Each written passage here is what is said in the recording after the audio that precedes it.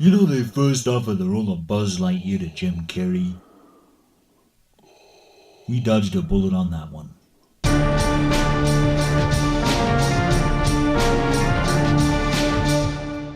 Toy Story.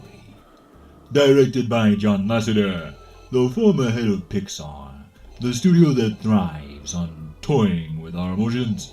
The very first computer-animated motion picture in cinema history, Toy Story was the film that broke the mold. Released in November 1995, it was the highest-grossing film of the year, but bringing this film to the big screen wasn't child's play. Made by just 110 people, as opposed to The Lion King's crew of 800, the film required 800,000 machine hours to complete. And with 114,240 animation frames in total, it is an astonishing technological and artistic achievement. Ranked number 6 in the American Film Institute's list of the 10 greatest animated films of all time. 23 years later at the time of this review, it still captured the hearts and imaginations of adults and children alike. We follow the secret life of toys as an older stuffed toy is replaced as a child's favorite by a delusional space toy that thinks it's landed among aliens on a strange planet. During their misadventures when their owner is out of the room, the older toy must overcome his jealousy and convince the space toy to accept his destiny as a toy to make the child happy. Sounds cute, right? The only problem is, I just described the Jim Henson Studios TV movie, The Christmas Toy, and that was released in 1986. Ironically, the same year Pixar released their short film, Luxo Jr., about a playful little lamp that became the company's logo. Now the concept of toys that come to life when no one is looking is nothing new. Danish author Hans Christian Andersen wrote about this very subject in his fairy tale, The Shepherdess and the Chimney Sweep, in 1849, which is why Bo Peep is featured in Toy Story.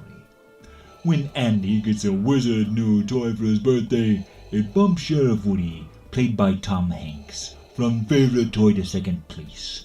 Interestingly, as a child, Tom Hanks always wondered if his toys moved when he left the room, which is what initially drew him to the project. Billy Crystal was offered the role of Buzz Lightyear, Andy's new favorite toy, but declined. After seeing the film, however, he said the decision was the biggest mistake of his career.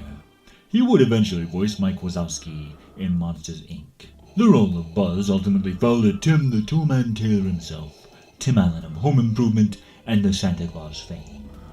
When Andy can only take one toy with him to Pizza Planet, Woody tries to scrub the mission by knocking Buzz behind the desk. But Sheriff Gump accidentally launches our intrepid Space Ranger out the window, falling with style all the way down into the bushes. Fun fact, the crew making Toy Story had just seen Indiana Jones and wanted to capture the feeling of the giant boulder scene. The sound effects for the thumbtacks and the globe that rolls after Buzz were actually the sounds of the arrows and the giant boulder from the opening of Raiders of the Lost Ark. Buzz even does the classic Wilhelm scream, a commonly used sound effect in many films as he falls out the window. Woody and Buzz are stranded at a gas station, and after a brief but comical dukeroo between our two plastic protagonists, Buzz reveals their secret mission, which is a nice homage to Star Wars A New Hope, before Woody yells one of the movie's most iconic lines, "You are a toy," originally pitched as a possible title for the film. Our heroes hitch a ride in a pizza guy's truck to find Andy, but instead they are captured by one of the scariest things in the known universe, a bratty kid named Sid Phillips. Based on a Pixar employee who built mutant toys of his own just like his film counterpart, his name was also inspired by punk rocker Sid Vicious. The filmmakers originally intended for Sid to blow up a G.I. Joe, as one of the members of the crew had done this as a child. But Hasbro denied Pixar the use of the name when they learned their action figure would be destroyed in the film. So as a result, the name had to be changed to Combat Carl instead. Now I know younglings aren't really my thing, but I gotta admit, I like this kid. He's good at fixing things, and the way he interrogates Woody to find the rebel base is worthy of the Empire. After Buzz witnesses a toy commercial, he comes to the disarming realization that he is a child's plaything, and he resigns himself to his fate of being destroyed by the malevolent Sid, who straps a rocket to his back. Woody tries to talk Buzz out of his depression so they can escape and make it back to Andy before he and his mother move to their new house. Here's another bit of trivia. The toolbox on top of the milk crate imprisoning Woody is a Binford, the brand of tool Tim Taylor is sponsored by on Home Improvement, which means Home Improvement is part of the Pixar universe. Just when Sid is about to turn Buzz into Rocket Man, Woody and the mutant toys come along and save the day before Buzz goes to pieces. The toys show they aren't playing around, psychologically and emotionally scarring the child in the process. And after an exciting chase sequence, Buzz and Woody are reunited with Andy, and all it cost was the sanity of his former childhood neighbor. The film ends on an emotional high note, as the toys have put aside their differences, and much like Jingle All the Way, you are left with one final joke that promises more comedic situations, while still giving a satisfying and happy ending to the movie.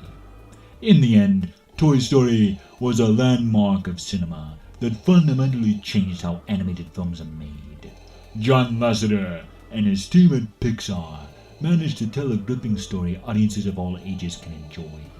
It is a work of pure cinematic genius that brings out the child in all of us. So for its memorable characters, heartfelt story, stellar performances by Tom Hanks and Tim Allen, groundbreaking technological advancements, sense of childlike wonder, and playful film score by Randy Newman, I give this film 5 out of 5 Death Stars. Toy Story is impressive. Most impressive. Tune in next week as we discuss the only place where hand-drawn animation still thrives, Japan. Get ready for a rumble in the Badlands, a stampede of action, and a typhoon of imagination and excitement. Let me tell you about the 60 billion double dollar man. This has been Vader Reviews. Be sure to like, comment, subscribe, and hit that bell for notifications, and follow me on Twitter @VaderReviews. Join the Empire today. You do not yet realize your importance. Share these videos, and together we will rule the internet. And always remember, you got a friend in me.